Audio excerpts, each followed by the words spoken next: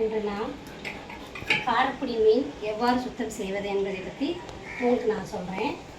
நான் வந்து சையத் ஆகியோட அம்மா. இன்றைக்கி நாங்கள் எங்கள் வீட்டில் ஒரே மழையாக இருக்கிற காரணத்தினால இன்றைக்கி நாங்கள் இந்த மீன் வாங்கினோம். இதை வந்து இந்த மாதிரி எடுத்துக்கிட்டு இந்த ஓரத்தில் இருக்கிறதெல்லாம் இந்த மாதிரி சுத்தமான ஒரு அருவாமனை வச்சு இந்த மாதிரி நின்றுக்கிட்டே எடுத்துடணும்.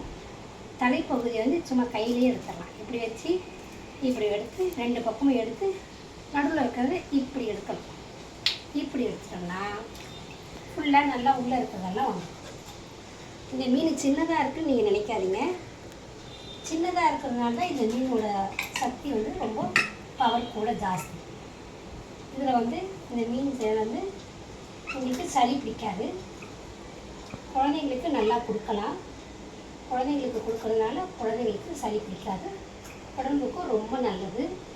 இந்த மழை காலத்தில் இந்த மீனை நம்ம எடுத்து சமைச்சி சாப்பிட்டோம்னா உடம்புக்கு ரொம்ப நல்லது. இப்போ இந்த ஓரத்தில் இருக்கிற பிசுரெல்லாம் இந்த மாதிரி எடுத்துடணும்.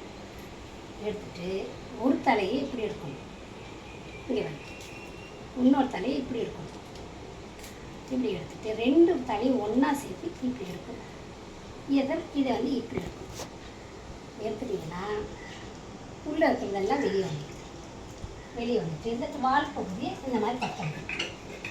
சின்ன மீனை கட் பண்ணுறது ரொம்ப கஷ்டம்னு நீங்கள் நினைப்பீங்க. ஆனால் அப்படி இல்லை. பெரிய மீன் கட் பண்ணுறது தான் ரொம்ப கஷ்டம். இது வந்து ஈஸியாக கடகடன்னு ஒரு 5 நிமிஷத்தில் செஞ்சிடணும். ரெண்டு ரெக்கையும் இது இந்த மாதிரி எடுக்கணும். ஓரத்தில் இருக்கிறதெல்லாம் அருவாமனையில் வச்சு இந்த மாதிரி எடுக்கணும். ஓரத்தில் இருக்கிறதெல்லாம் இந்த மாதிரி வந்துடும். தலைப்பகுதி இப்படி ஒரு இது இருக்கணும். இப்படி ஒரு தடவை இப்படி இருக்கணும்.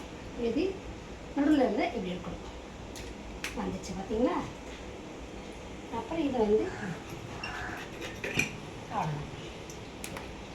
புரியுதுங்களா? நான் உங்களுக்கு இன்னொரு வீடியோவில் எப்படி குழம்பு வைக்கிறதுங்கிறத நான் இன்னொரு வீடியோவில் உங்களுக்கு சொல்கிறேன். பாய்.